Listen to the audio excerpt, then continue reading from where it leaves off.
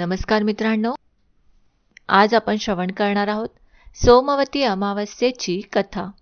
एका सावकाराला 7 मुले आणि एकच मुलगी होती। एक ब्राह्मण अनेकदा त्यांच्या घरी भिक्षा मागण्यासाठी येत असे। जेव्हा जेव्हा सावकाराची मुलगी भिक्षा घेऊन यायची तेव्हा तो ब्राह्मण भिक्षा देण्यास नकार देत असे आणि तिला म्हणायचा की तुझ्या नशिबात चांगले भाग्य लिहिलेले नाही। हे ऐकून सावकाराची मुलगी दुःखी व्हायची। असे अनेक वेळा घडले।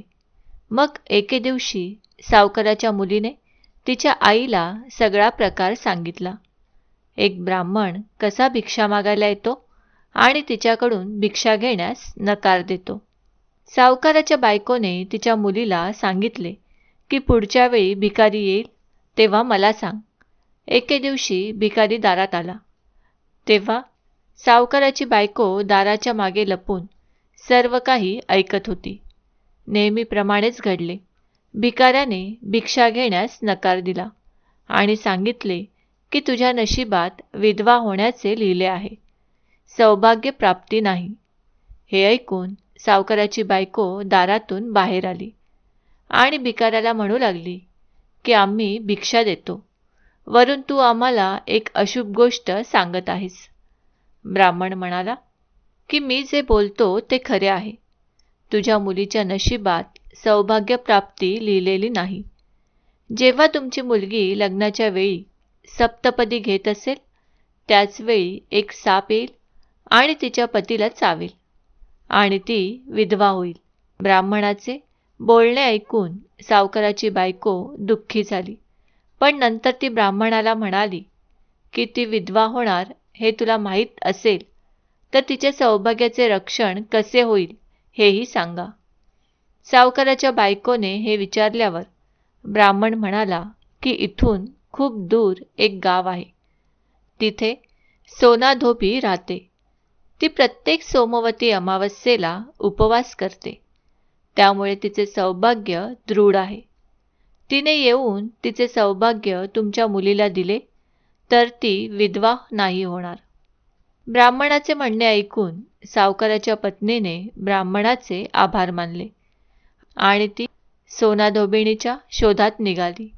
एके दिवशी भरपूर उन्हामुळे ती पिंपळाच्या सावलीत विश्रांती घेत होती तेव्हा त्याने पाहिले की एक साप आला आणि गरुडाच्या पिल्लांना खाण्यासाठी त्या पिंपळाच्या झाडावर चढू लागला। सावकाराच्या पत्नीने सापाला मारून गरुडाच्या मुलांचे रक्षण केले। इतक्यात गरुडही तेथे आला आणि त्याने पाहिले की सर्वत्र रक्त पसरले आहे। गरुडाला वाटले की सावकाराच्या बायकोने आपल्या मुलांचे नुकसान केले आहे, म्हणून गरुडाने तिच्यावर हल्ला केला। पण सावकाराच्या पत्नीने त्याला थांबवले आणि सांगितले की तिने मुलांचे रक्षण केले आहे। जेव्हा गरुडाला हे सत्य कळले तेव्हा तो म्हणाला की तुम्ही माझ्या मुलांचे रक्षण केले आहे, तर मला सांगा की मी तुम्हाला कशी मदत करू। तेव्हा सावकाराच्या पत्नीने गरुडाला सांगितले की ती सोना या धोबिणीच्या शोधात निघाली आहे। ती कुठे राहते हे सांगितले तर खूप उपकार होतील। गरुड सावकाराला सोना धोबिणीच्या गावी घेऊन गेला। सोना धोबिण यांना 7 मुले आणि सुना होत्या, पण घरातील कामावरून सुनांमध्ये भांडण व्हायचे। सावकाराच्या पत्नीला यावर उपाय सुचला आणि रोज रात्री सगळे झोपले की ती गुपचूप सोना धोबिणीच्या घरी जायची आणि घरातील कामे करून निघून जायची। असे बरेच दिवस चालले असताना एके दिवशी सोना धोबीन लपून बसून सर्व काही पाहिले। सावकाराची पत्नी निघून जाऊ लागली तेव्हा धोबिणीने तिला पकडले आणि विचारले की तू कोण आहेस आणि तू अशी घरची कामे करून का निघून जातेस। सावकाराची पत्नी म्हणाली की मी सर्व काही सांगेन, पण आधी वचन दे की सर्व सत्य जाणून घेऊन तू मला मदत करशील। सोना धोबिणीने सावकाराच्या पत्नीला वचन दिले। सावकाराच्या पत्नीने घडलेला सगळा प्रकार सोना धोबिणीला सांगितला आणि तिला सोबत यायला सांगितले। सोनाधोबीन सावकाराच्या घरी गेली आणि तिच्या सुनेला म्हणाली की मी परत येईपर्यंत तुमचे सासरे मरून जातील, मात्र त्यांचे शरीर तेलात बुडवून ठेवा, अंतिम संस्कार करू नका. सोनाधोबीन सावकाराच्या घरी आला आणि सावकाराच्या मुलीचे लग्न सुरू असताना फेऱ्यांमध्ये एक साप आला. सोनाधोबिणीने त्या सापासमोर दूध ठेवले आणि तो साप दूध पिऊ लागला. धोबिणीने त्याला मारले.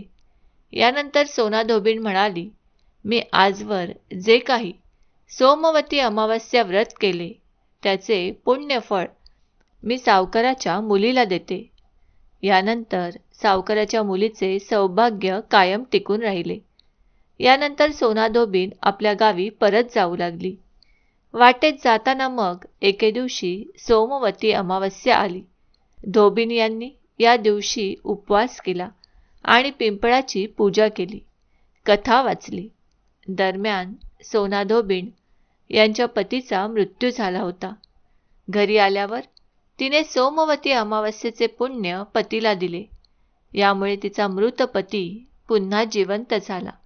जेव्हा लोकांनी सोनाधोबीणला विचारले की तू तुझ्या मृत पतीला कसे जिवंत केलेस, तेव्हा तिने सांगितले की सोमवती अमावस्येच्या व्रताचा परिणाम झाल्यामुळे त्यांनी तिच्या पतीला जिवंत करण्यास मदत झाली.